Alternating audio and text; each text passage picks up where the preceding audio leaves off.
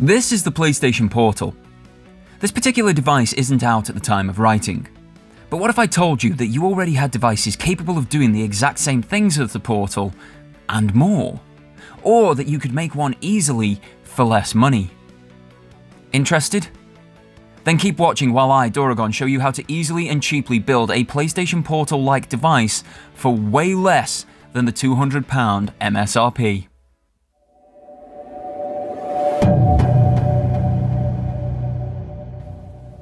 This is our starting point. A mobile phone. This isn't just any phone though. This phone is my phone. It's my daily driver.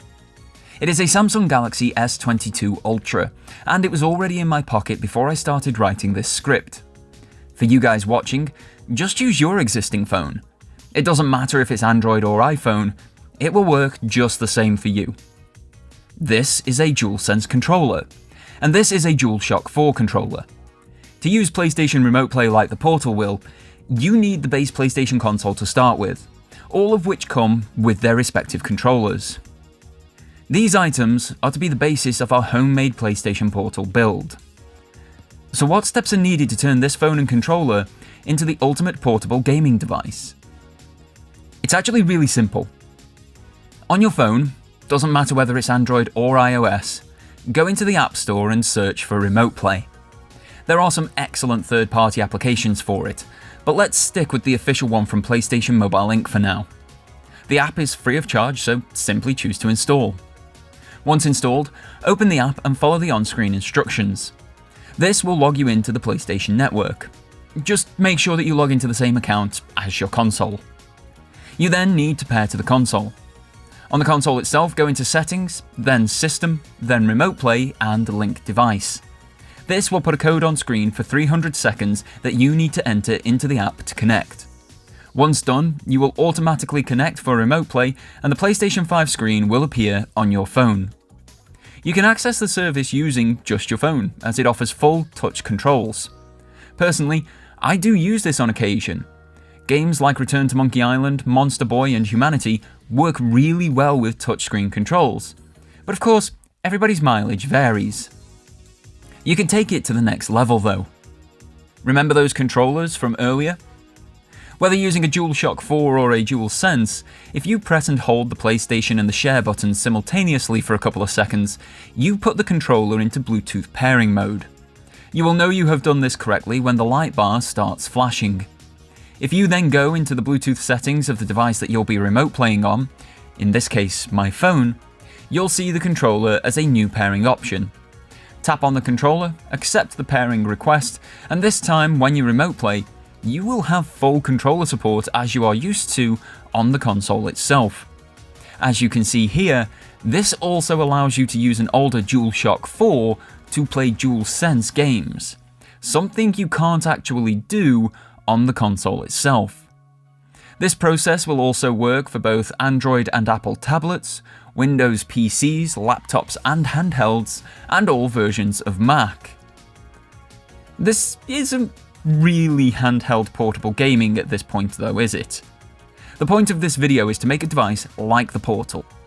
The Portal has a lot of people's interest because it is a screen and controller in one. You don't need to find somewhere to prop that screen up to achieve the same result as I have here with the Portal device. You simply hold the controller sections of it and away you go. Thankfully, there are means to achieve the same thing with this phone setup. Let's keep it cheap right now, with a controller clip. There are many types of controller clip on the market. I have two PlayStation 1s here. One official PlayStation 1 from 2014, and one much less official one that I purchased as a stopgap when I left my official one at a friend's in a different city. Let's focus on that stopgap one. This clip was purchased in 2019 for the sum total of £6. That's right, 6 whole Great British pounds. All it does is wrap around the controller, click together at the front, and then you have a nice little holder where you can put the phone. The phone will sit atop the controller, allowing full access to every controller input, and paired via Bluetooth as in the last example, you now have a full handheld gaming device for only £6 additional cost. And I do mean a full handheld gaming device. This setup does far more than just PlayStation 5 Remote Play. Native Android games, cloud gaming and emulation are all completely viable and usable in this setup. I've had this setup in South Wales and London with my console back in the Midlands and had flawless remote play gaming experiences.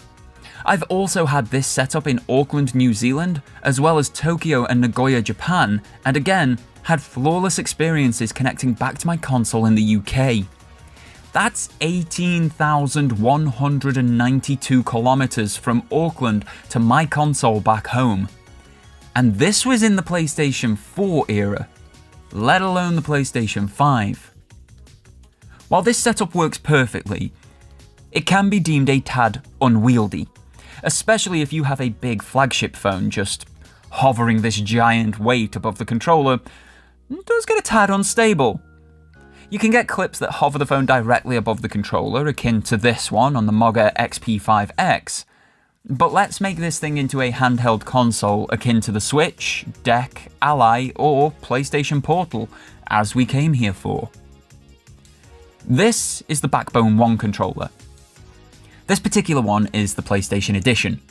Personally, I prefer this option as it has the face buttons that I am more accustomed to, and it works with the official PlayStation Remote Play app. But I have had the Standard Edition as well, and that'll do the exact same job. You may just need a third-party Remote Play app, rather than the official one, to use the Standard Edition of the Backbone 1 with PlayStation Remote Play. The Backbone 1 is a USB-C or Lightning-connected device. Yes, there are versions for both Android and iOS, and this means it is a direct hardware connection, meaning no input lag on any game. This input goes into the charging port of your device. With the telescopic design of the controller, it wraps around your phone, putting half of the controller on either side of the screen. Look familiar? This is essentially the Switch or Portal handheld setup. Now, the Backbone 1 is a $99 or £99 device. It is one of the most expensive controllers that I own. But it is also one of the most versatile and most used. With this attached, I can still charge the phone via the USB-C pass-through on the right-hand side of the controller. And my phone now has a 3.5mm headphone jack, something Samsung thought didn't need to be included thanks to the left-hand side of the controller. But most importantly, this is now a handheld device like those that we are used to. Two halves of a controller with a screen in the middle. And honestly, it works perfectly.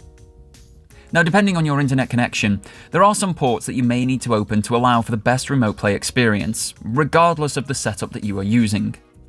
For 12 years, I didn't need to do this. It worked perfectly on standard settings.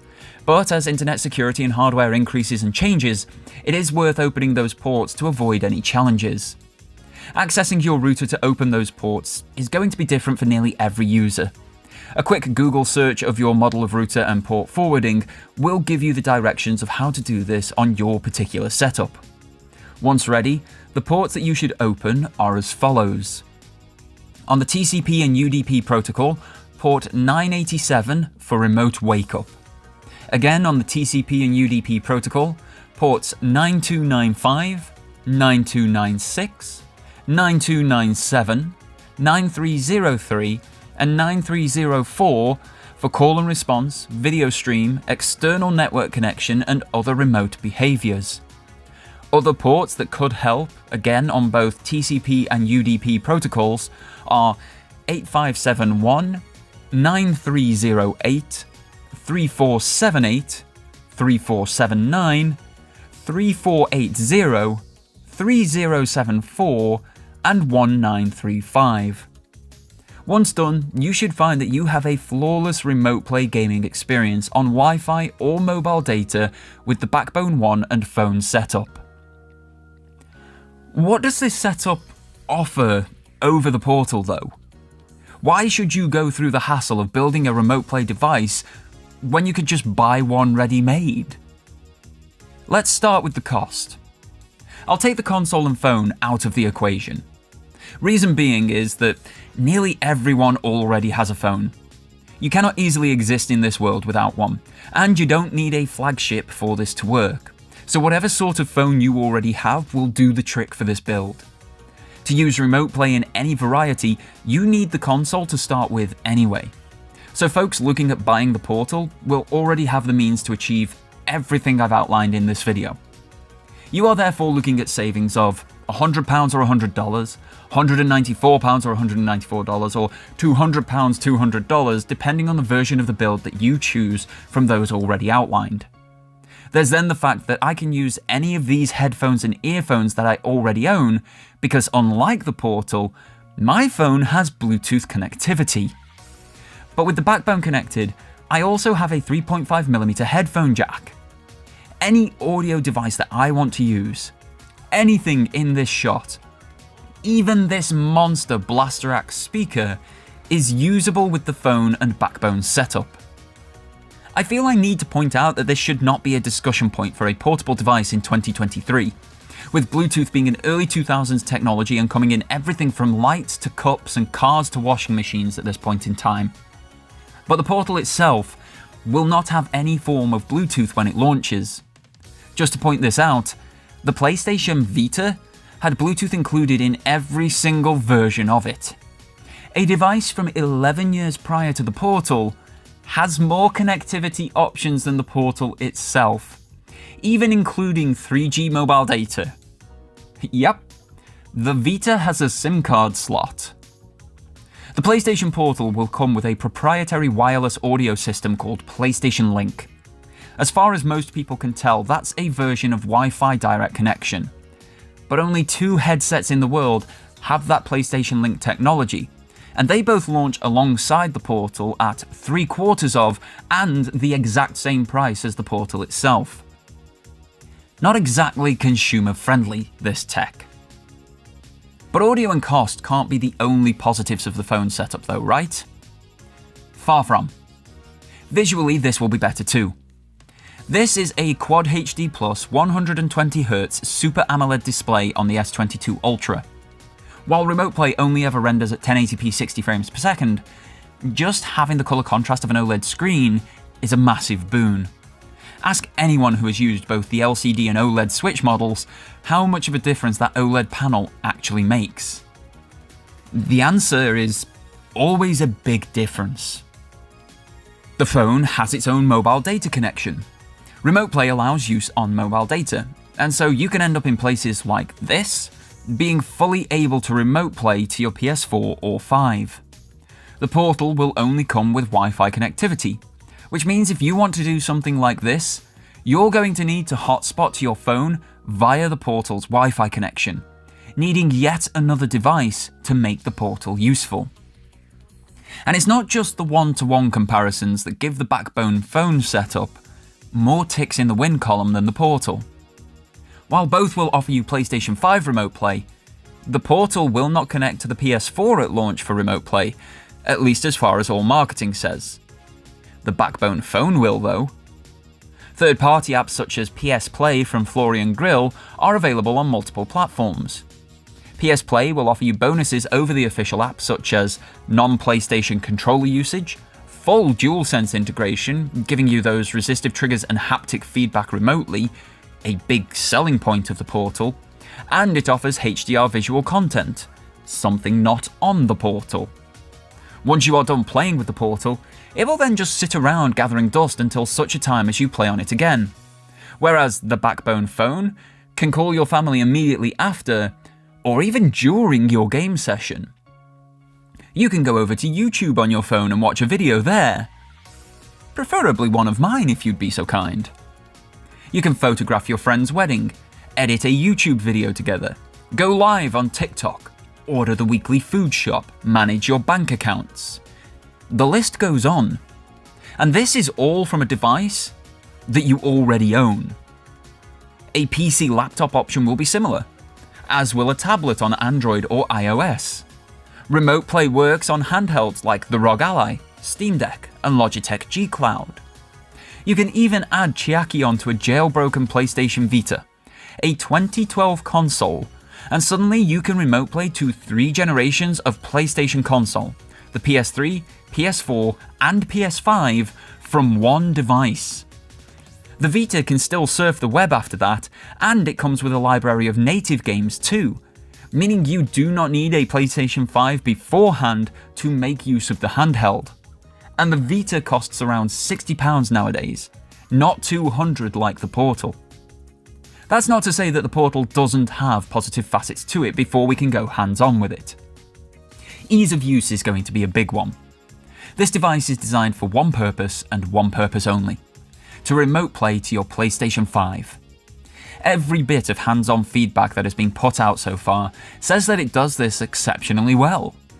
Hopefully this also means it is really easy to set up, maybe even easier than the app is currently on all other devices.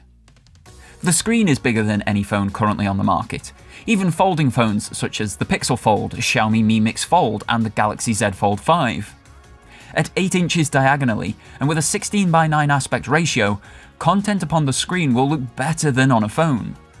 My phone has a 20:9 aspect ratio, meaning there are black bars either side of the 16:9 content.